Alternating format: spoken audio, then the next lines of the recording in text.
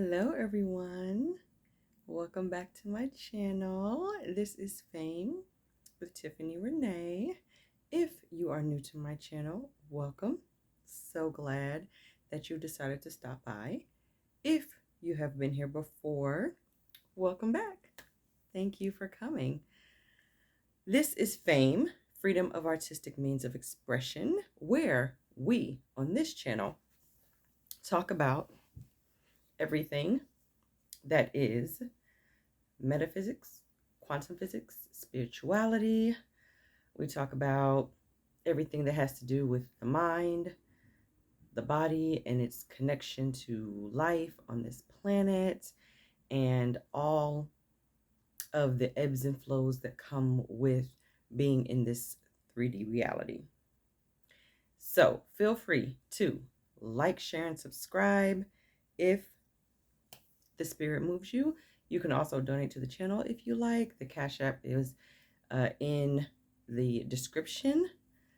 So if the spirit moves you, bless. If not, bless. I appreciate you coming and checking out my videos all the same.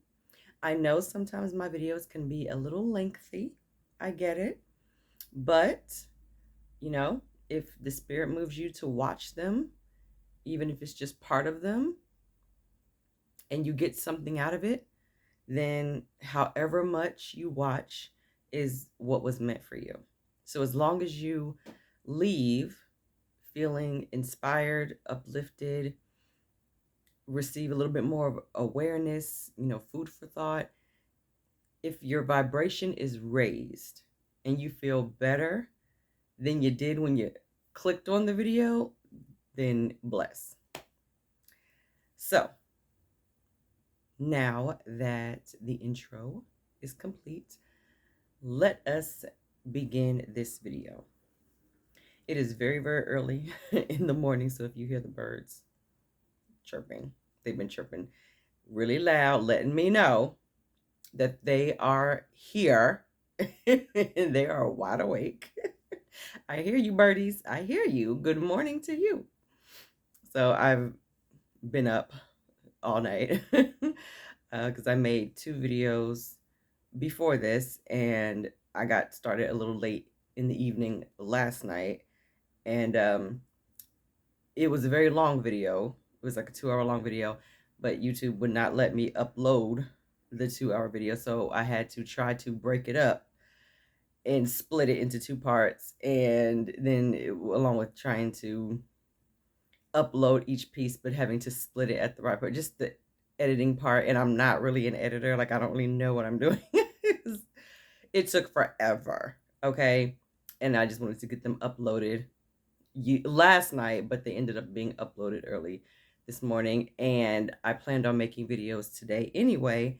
So I thought, since I'm still up and I hadn't taken off all of my makeup yet, let me just change up a little bit of the makeup and change the outfit and put on some different jewelry. The hair was still combed, okay? And because I had had dinner really late and all that stuff while I was waiting for the other stuff to upload. So I'm like, let's just go ahead and film this next video. The birds are talking. Let's just go ahead and we're just going to keep going. Okay, so here we are. Let's keep it rolling. Early morning video. Let's do it.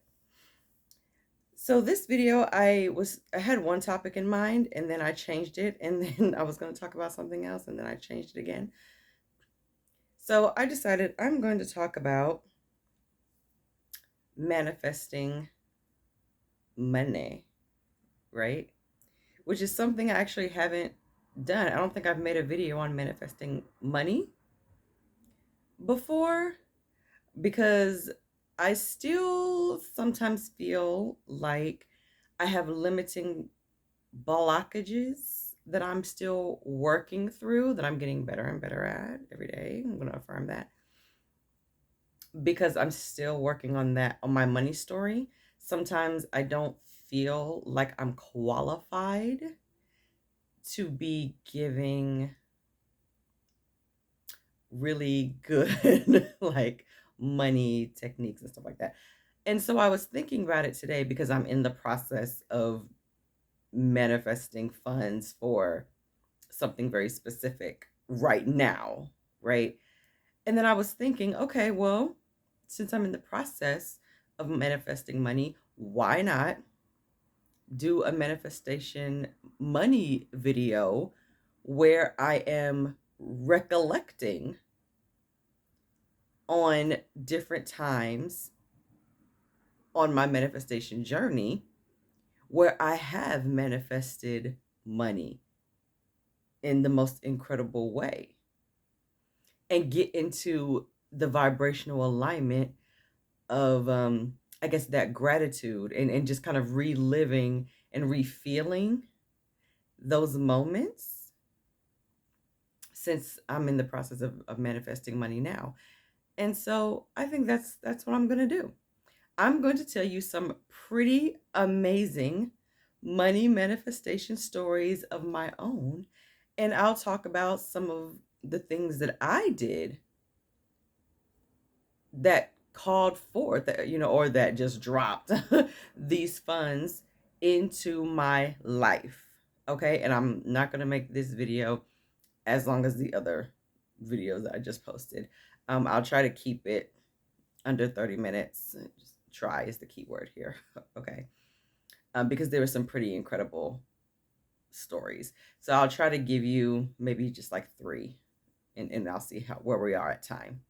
So the first one was pretty amazing.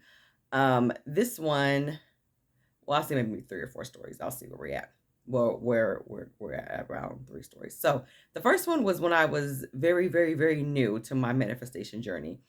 I in my previous videos, my very, very first video actually that I ever posted was kind of how I got into law of attraction. And a friend of mine had told me about it back in 2012. I had just moved back from Virginia, and I was absolutely, it was one of the lowest points of my life. I'm not ashamed to say that. Life was a hot mess for me.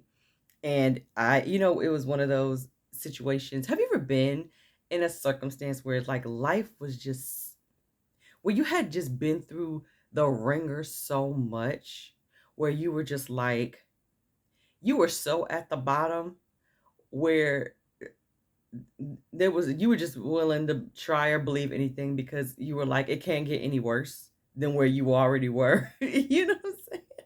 So I was just willing to believe anything.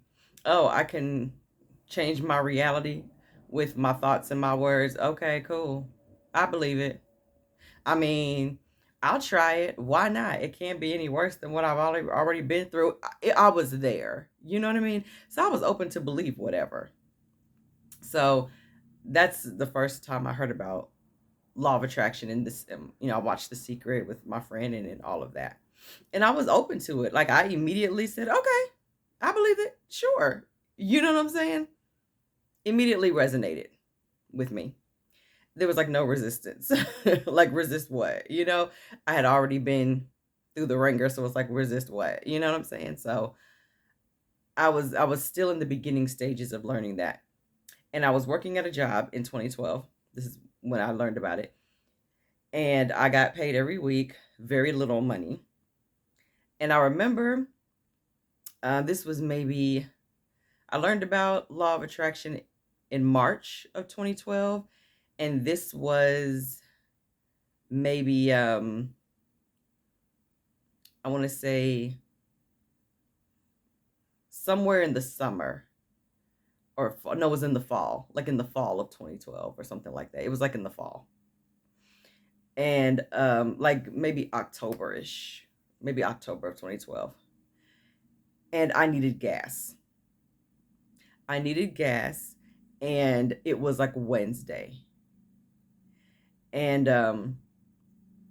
I made it home from work, and it was like Wednesday or Thursday. And I just remembered I got paid that Friday, direct deposit. And I just knew, like I was on E. Like I barely made it home because my job was all the way out near the airport. And I barely made it home. And that was like a good, I don't know, 25-minute, almost 30-minute drive. And I I just knew there was no way I was going to make it to work. There was no way. Not because I had like no more gas. I was riding on E half of the way home. And I said, there's no way I'm going to get to work. So I said, I'm just going to have to call my boss and say, listen, I do not have any gas. I have no money at all. I have no means to get any money. So I'm going to have to call off work tomorrow. And I'm just going to have to come in Friday morning when my direct deposit hits. I'll get up and I will have to try to make it to the gas station that's like right on the corner of where my apartment is, and just try to just hopefully my car will just make it right to the corner, and then I'll get some gas, and then I'll make it to work, because I'm just not gonna be able to come because I don't have any gas. Sorry. I'm just gonna have to call her and tell her tonight. So that was my plan. And I said, otherwise, I'm just gonna have to take that loss and just miss the day's work, because I was getting paid by the hour.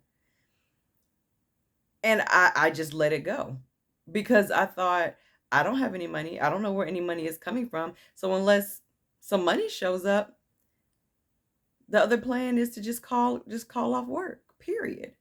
And I was going to be okay with that. I was okay. I made peace with the fact that I was going to take a loss and call in work and just say, I don't have any gas. I will take a loss, and I'm just not going to get paid for the day. I'll come into work on Friday when I get paid, and I can put gas in my car. I had made peace with it. I wasn't freaking out anymore. I wasn't frantic on trying to figure out how I was going to get any money. And I made it home. I pulled up, parked my car, got out, walked across the parking lot to the mailbox, got the mail, got in the house, sat down, and started sifting through the mail. Now, I was getting these letters all the time from the public school system. I used to work in the public school system years ago, and they would keep sending me this thing about like retirement, like a retirement fund, and I would keep throwing them away because I wasn't an actual teacher. I was a teacher's assistant. And so I was just kind of always told that I don't get the same benefits as teachers because I wasn't a teacher. I wasn't a salary employee, right? I wasn't a teacher. I was just an assistant, and I was a tutor. So I would just throw them away. I'm like, I don't get retirement. I don't have a retirement fund. It doesn't apply to me. So I'm like, I don't know why they keep sending me these letters talking about, hey, Ms. Jenkins, your retirement fund. Your retirement fund. I'm like, I don't have a retirement fund. And I would throw them away. I got another one of those letters that night when I checked the mail, and I was literally about to just tear it up. Like, I literally had it in my hand to tear it. But then it was almost like a whisper told me, don't tear it, open it. And then I just stopped and I looked at it, and then I opened it, and the whole time I'm grumbling, like, I don't know why they keep sending me this retirement fund thing. This doesn't apply to me. I wasn't a teacher. I don't have a retirement fund.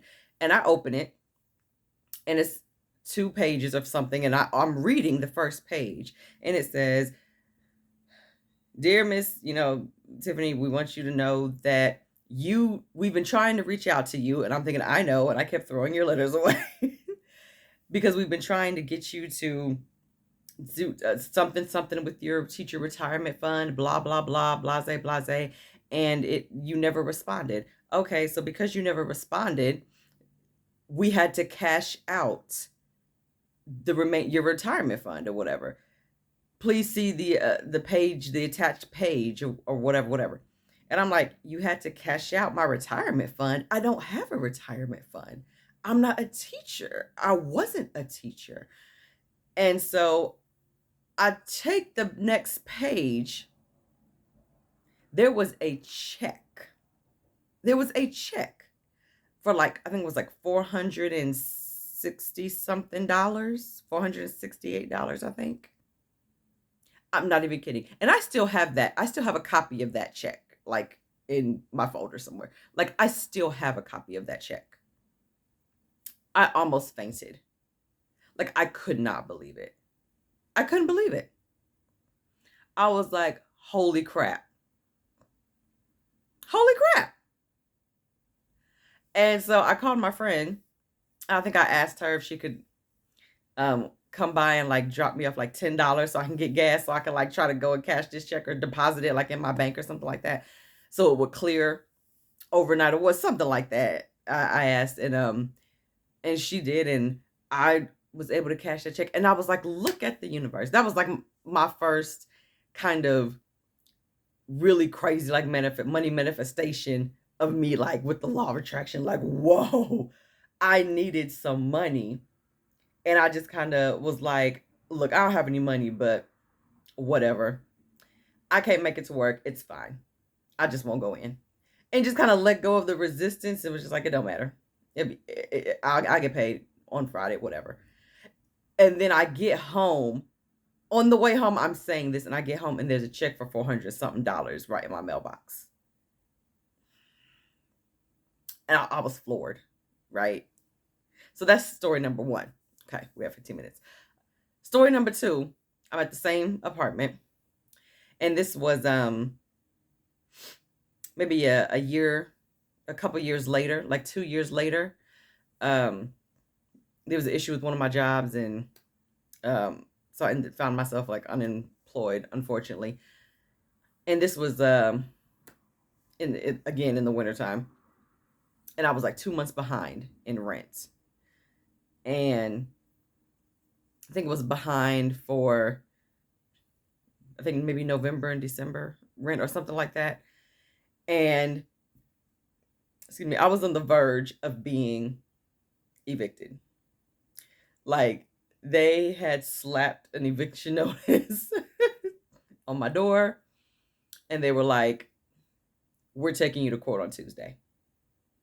And it was Sunday. Okay. And they said, we're taking you to court on Tuesday.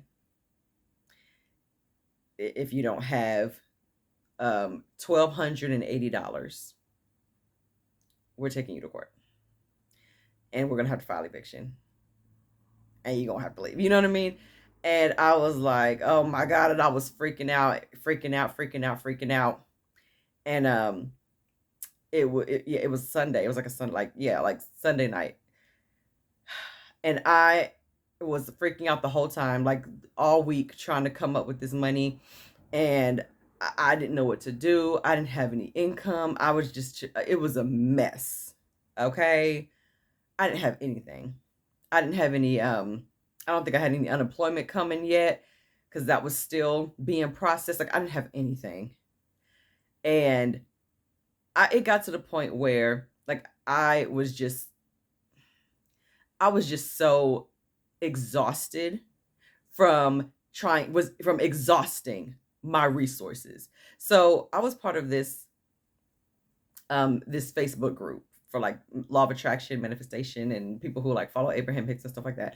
And I just put in there like, hey, everybody, just send me some positive vibes and good vibrations, because I'm going through some stuff on my apartments. We going to court for eviction on Tuesday, and it's Sunday. So just send me positive vibes, because I'm just, trying to manifest a positive outcome. That's all. And then I said, there, I've done everything I could do. I'm gonna get positive vibes from all the people in this community, and I'm done. I was over it. I said, I'm done worrying about it. There's literally nothing I can do. I've got 48 hours to come up with $1,280. Yeah, I'm done. I can't do anything about it. At this point, it's just going to be a miracle if something transpires. I'm done. I literally just dropped it. I went and I popped some popcorn, and I put on Family Guy, and I sat on my couch and I started eating popcorn and watching Family Guy. That's what I did. I was done. Completely let it go. I said, whatever happens, happens.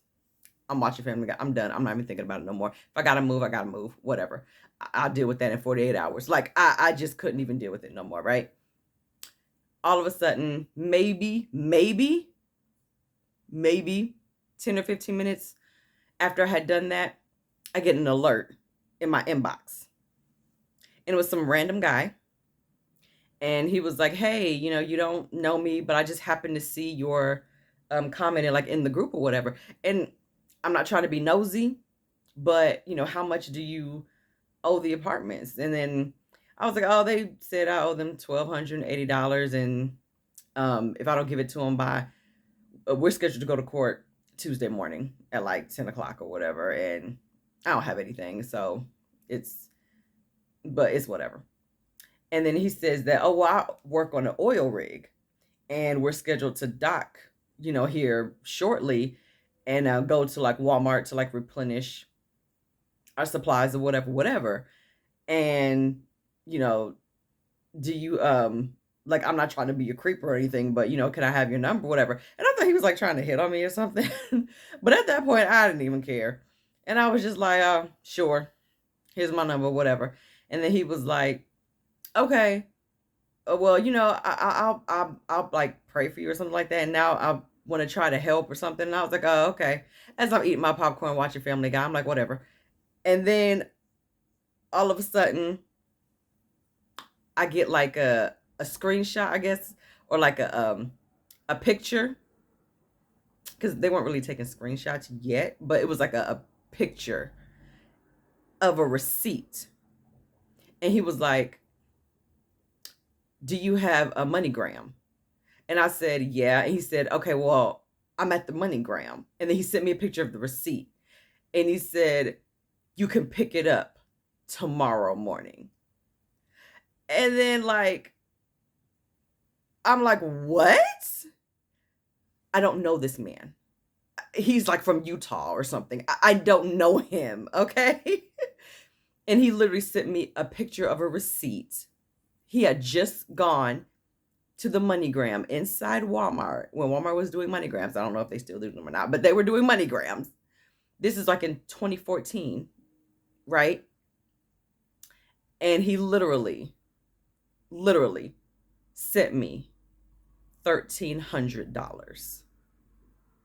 $1,300. I needed $1,280. He sent me $1,300. So not only did it cover all of the total rent and fees or whatever that was past due, but it also left me $20 to put gas in my car to even make it to Walmart to pick up the MoneyGram. Do you see the manifestation? And all of that transpired in less than like 45 minutes of me just dropping in the story and surrendering and just saying, I'm done. Whatever happens, happens. Whatever. Now, I dropped it out of frustration, but I still dropped the story. But it's like the resistance dropped when I dropped the story. It was like all the resistance just crumbled. And it was as if the resistance was like right here, but the solution was right here. So as soon as the resistance dropped, the solution just blew right in. I can't make this stuff up. Sure enough, I went there the next day, Monday morning. I think it opened at like 9:30, 10 o'clock in the morning. I was right there when they opened. And sure enough, there was a MoneyGram for $1,300 for me in my name from him, from Utah. I kid you not. Seeing it $1,300 in cash. And then I was able to, right while I was there, I said, and can I go ahead and get a $1,280 money order while I'm right here? So I can pay these people. I can't make this up. I can't make it up. That was another huge manifestation of manifest the money out of no way and no how. And I would say one of the biggest ones, I'm at 25 minutes. Okay. The biggest one so far, because I have more, but the most recent one was just in 2020 when I lost my job. And I lost my job under a different circumstance, like a week before everybody shut down for quarantine. At least my state shut down for quarantine, like a week or a week and a half before. Um, it was a hot mess. It was unfair, and it ended up kind of being like a wrongful termination. Like maybe 3 weeks after the incident occurred, um, because it ended up being medical related that all the supervisors knew about because it had happened once before. There were medical documents on file about this condition of mine and all of that. And so when I had an episode at work, I mean, on camera, ambulance was called and everything. And because of the situation, the condition that I was in, the state of mind that I was in, I made a stupid mistake um, of clocking in the wrong way. That's literally it. I clocked in the wrong way. And 3 weeks later, I was terminated for that. That's it. Stellar employee. But that was the only reason. That's all they can come up with. I think there were some other underlying reasons as to why they were trying to. But anyway, this is a different story. And it happened a week before my state shut down for quarantine. And I was like, wow. And I think they kind of knew it coming because of the type of industry that I work in. We know things well in advance because of the type of security surveillance and stuff like that. Like we know when things are going to happen before they happen. So I'm pretty sure that they knew that we were about to shut down before we actually shut down. So I kind of felt like, wow, you all knew that we were about to shut down for quarantine. And you made sure that you did that to me right before we were going to shut down. Okay. So I thought it was really unfair. And I knew that they were going to contest my unemployment. I knew that they were because of the gravity of the situation and the way that they operated and the way that their human resources was acting. And it was just a lot of mess. It was a lot of mess. Mess that just would not, that does not fly. That just does not fly. It was a lot of mess. And so like I thought, there was obviously, you have to apply for unemployment anyway. And there's an investigation, they look into it. The investigator talks to them, talks to me. And I did let the investigator know. I have a feeling they're going to contest it because this is who they are.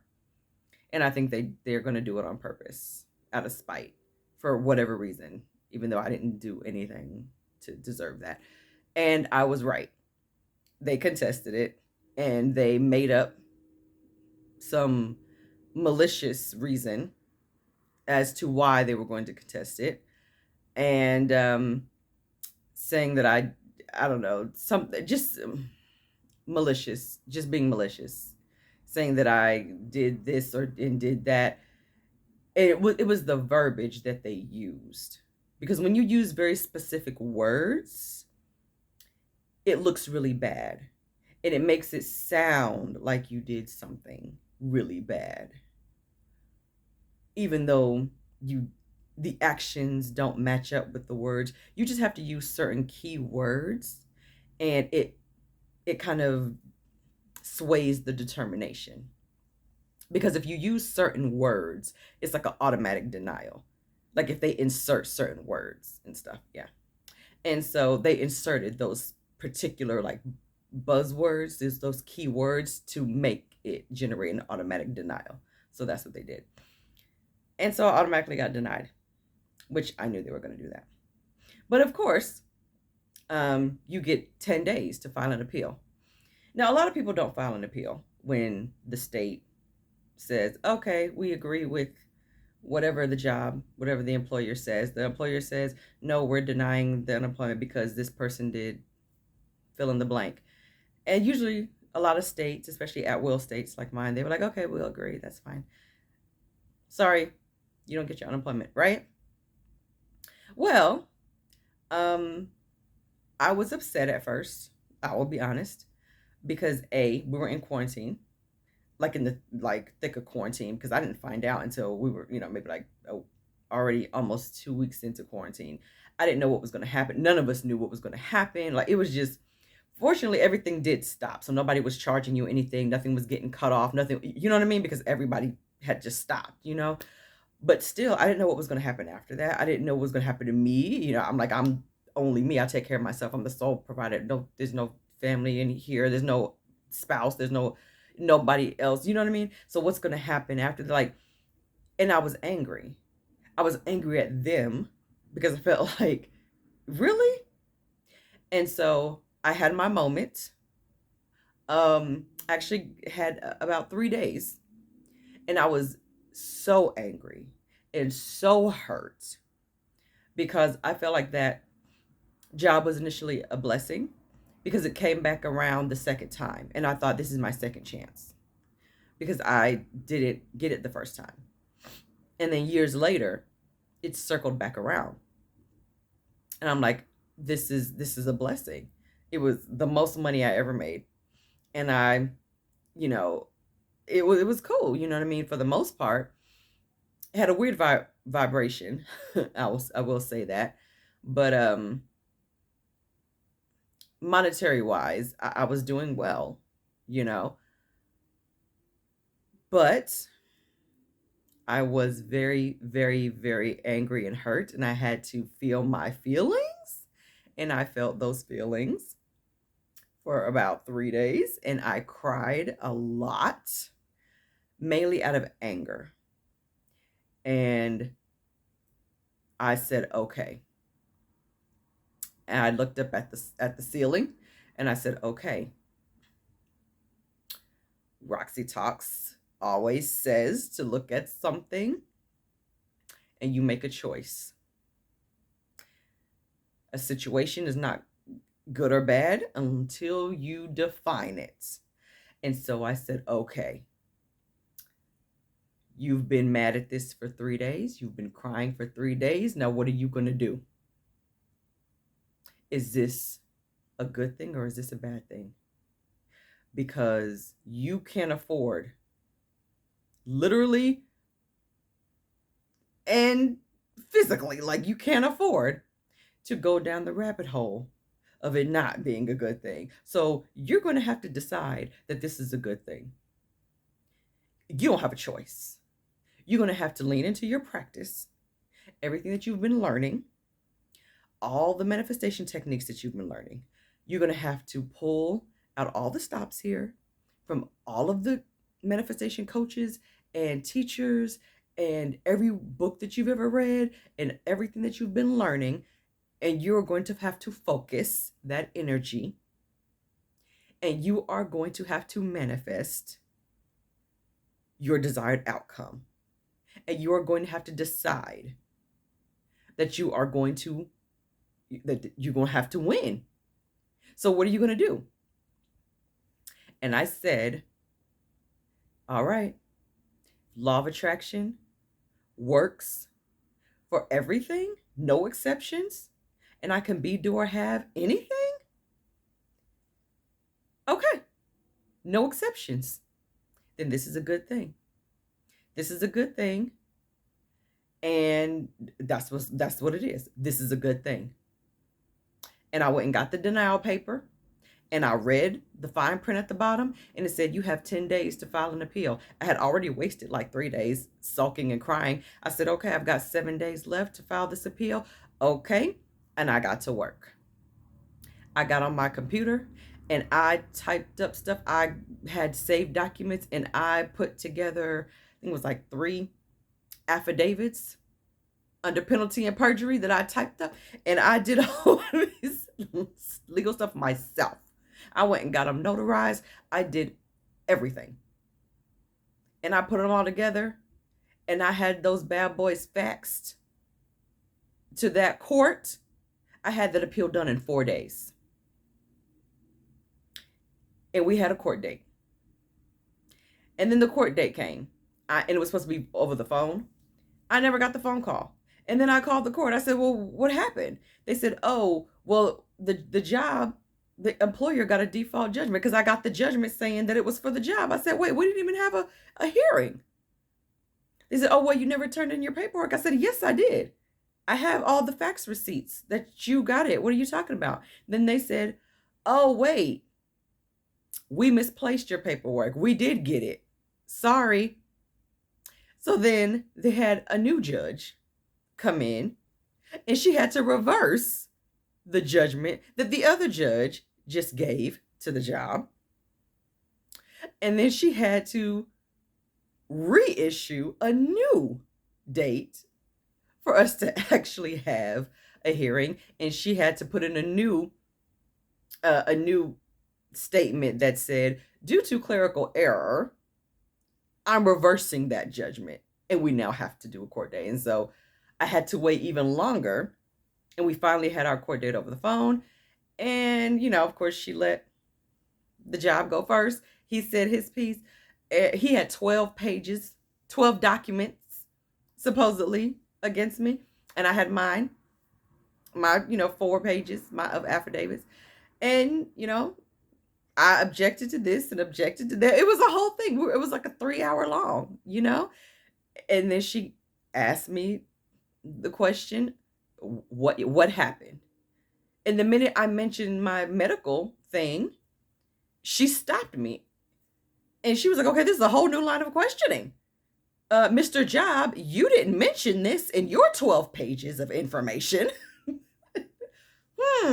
The plot thickens. And so because of that, it changed the whole trajectory of everything.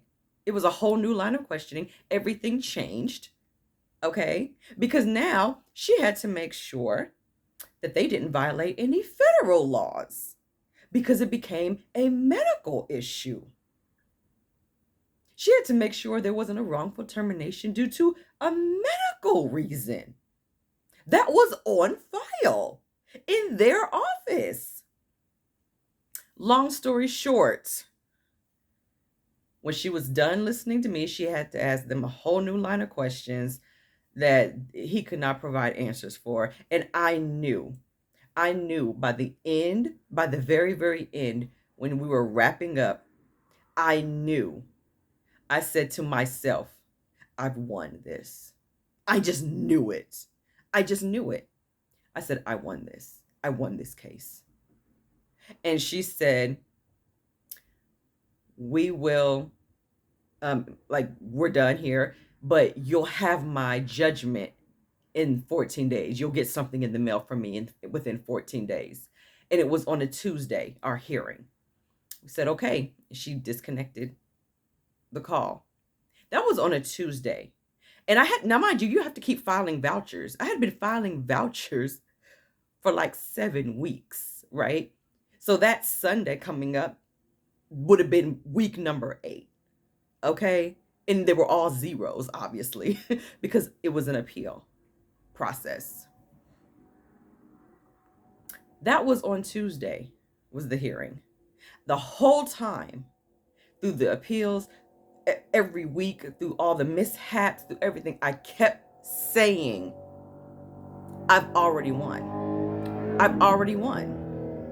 Everything works out for me, best case scenario. I showed up to every Mindset Monday with Roxy Talks.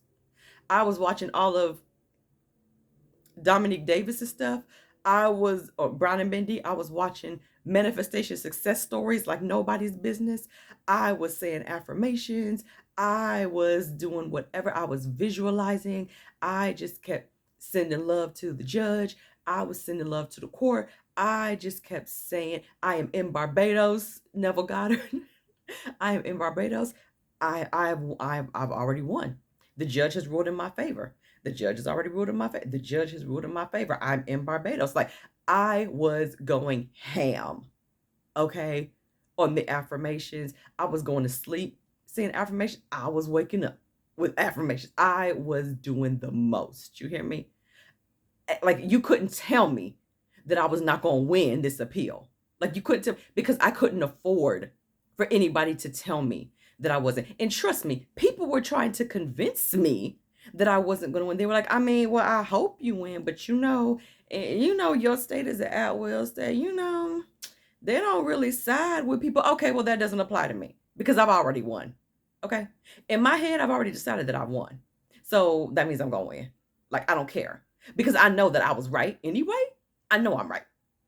I know that they was on some shenanigans, and I know that I'm right, but period. It is what I say it is. Sorry, allergies. But I don't care what the statistics say. I don't care. I said that I'm going to win, period. Like, I don't care if you believe that I'm going to win. I'm going to win. You know what I'm saying? People be trying to throw salt in the game. You don't have to believe me. You don't have to. But don't bring that negativity over here because I can't afford that. Like, that was my mindset. Like, if you're not going to cheer with me, then don't say nothing. Don't say nothing. So I'm just affirming and affirming and affirming. So that's Tuesday, Wednesday, Thursday. Not obviously not hearing anything because I'm not expecting anything. I'm expecting to get a letter in the mail in 2 weeks and just keep filing my vouchers every Sunday. So on Saturday night, something just tells me to check to see if the vouchers were like maybe had posted early, like after 9 p.m. Because usually they post at like midnight going into Sunday. But I was like, let me see if they're there yet. It was like 9 o'clock on Saturday night. Remember, it was on Tuesday that we had the hearing. Saturday night at 9 p.m. I go on my account, my unemployment account, and just to see if the voucher to file for Sunday had maybe uploaded early. And I log into my account, and all of those zeros for those 7 weeks of vouchers, they had dollar amounts on them. And I had to blink a couple of times. And I was like, are these dollar amounts? And I'm staring. And it's like the whole row, all 7 vouchers, there were no zeros. They were all dollar amounts. Okay? And I was like, what? And then they had a payout date, like to be paid on. And the date on there was to be like May 4th, which was going to be that Monday, or like May 5th or something like that. They were scheduled to be paid that Monday.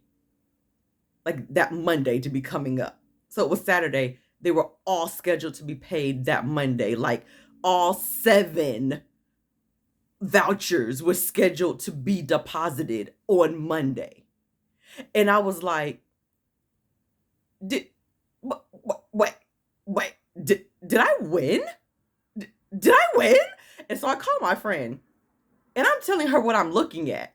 And I said, I just see all these dollar amounts now with a scheduled date for Monday. And I said, friend, did I just win? Did I win my appeal? Did I manifest a win? And she was like, I think you won, friend. And I started screaming. Like, we both started screaming. And I was like, oh my God. I think I just freaking won my appeal. I freaking won my appeal. Like, I was freaking the freak out. Mind you, there was not even a judgment uploaded yet. The money showed up before the judgment was posted.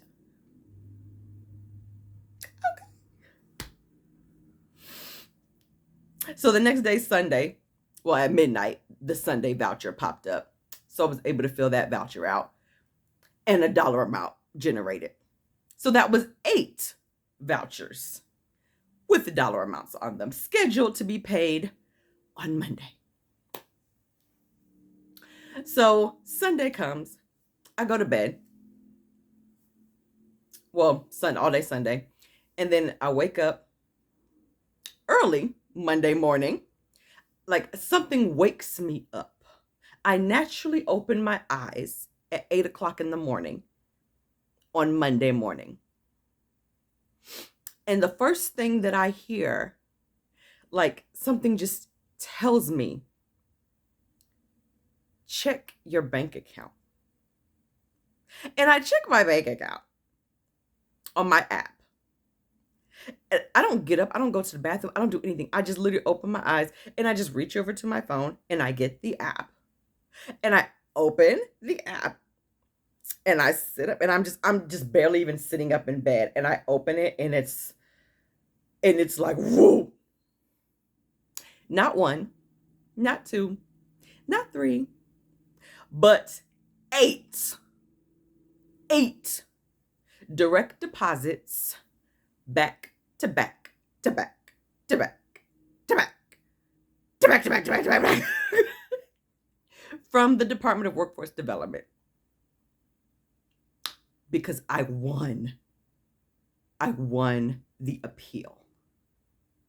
And then later that day, later on Monday, I got an email that said I had correspondence.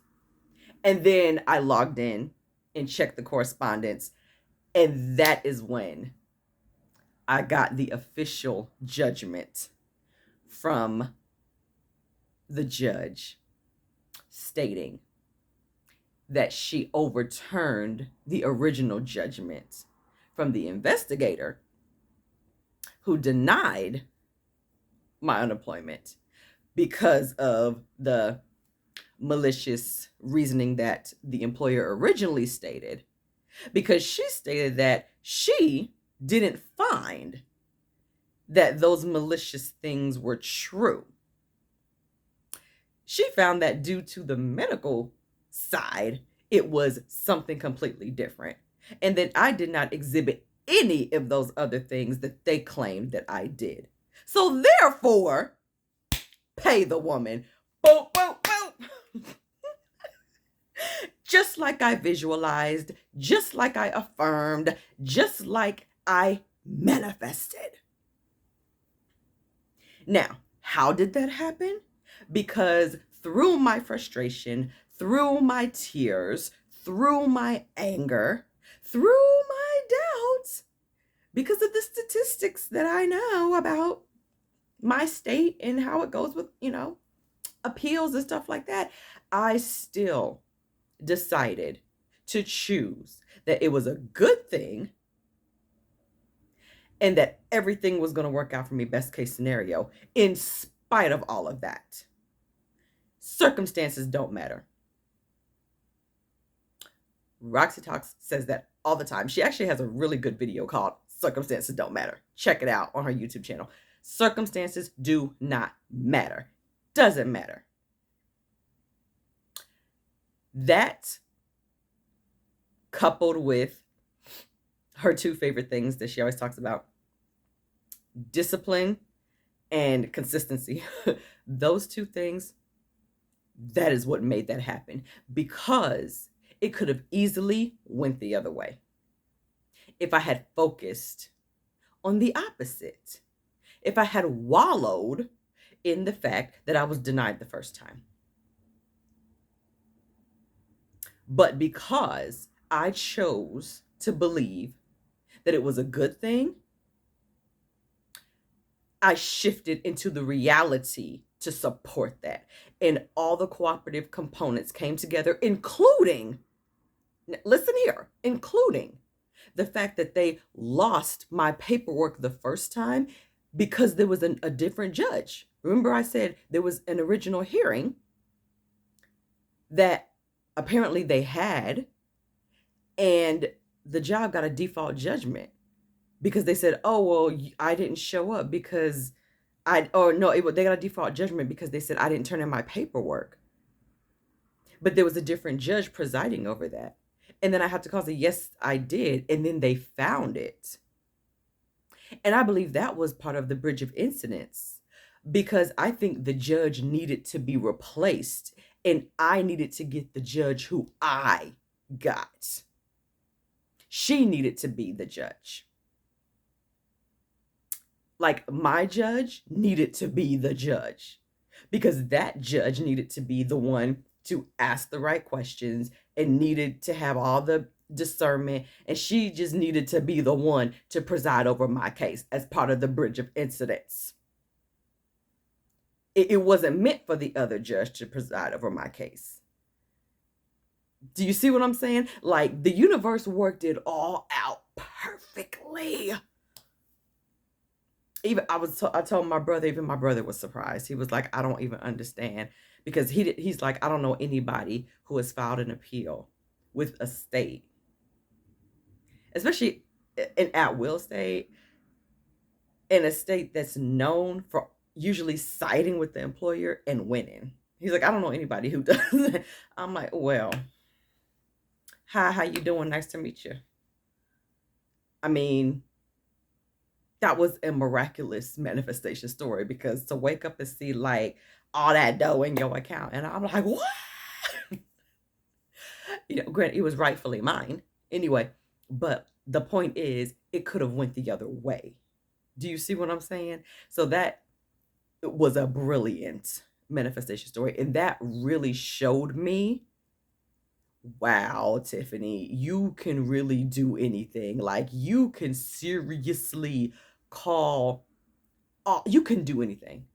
Like if you can overturn an entire court decision and make it go in your favor and collect money, come on now. So those are some, like, just 3 of the incredible money manifestation stories that I have. And I hope they inspired you, because once again, it's another hour-long video, but I hope they inspired you and give you the courage, okay, to just be like, bump circumstances. Like, I don't care what statistics say. I don't care what the data shows. Circumstances don't matter. I don't care what it looks like. I'm going to stand firm in what it is that I want, and I'm going to dwell in that. I'm in Barbados, okay? I have what I say I have. And remember, you always have a choice. Even when it looks like you don't have a choice, you have a choice. We always have a choice. You can go left or you can go right. There is always going to be a choice. Even when it doesn't look like there is a choice, there's always a choice. There's always a choice where the glass is either half full or half empty. There's always a choice.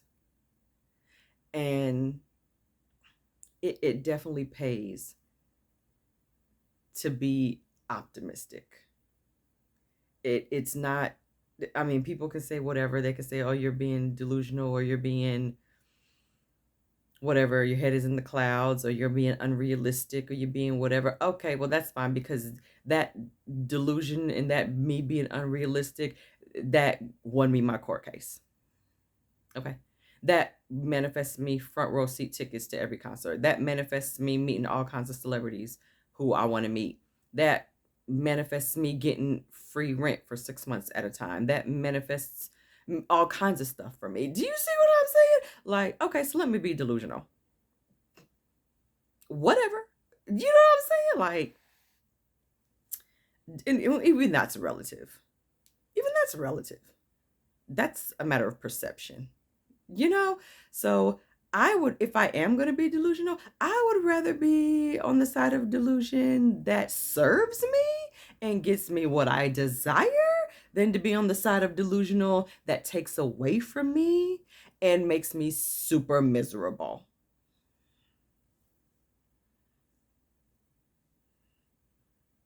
I'm just saying. So go out there and live your best life. And I want to hear from you and your incredible money manifestation stories, because I know you got some. Okay. And I also have another one that you can check out on my channel called Birthday Manifestation Story. It's a success story where I manifested $500 in 48 hours by midnight at the end of the day on my birthday. That was incredible as well. So, like I'm saying, we live in an abundant universe. There's no such thing as lack. Okay?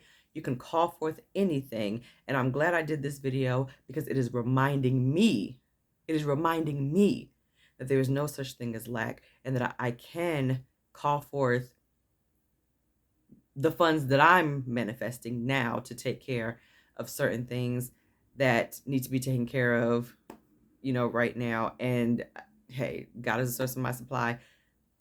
All things work together for my good. Everything is working out for me. Best case scenario, as Roxy always tells us. And you all take care. Like, share, subscribe. Be safe and keep manifesting, and go get your money and get in alignment with it and let it come to you. Okay? Take care, and I will see you on the next video.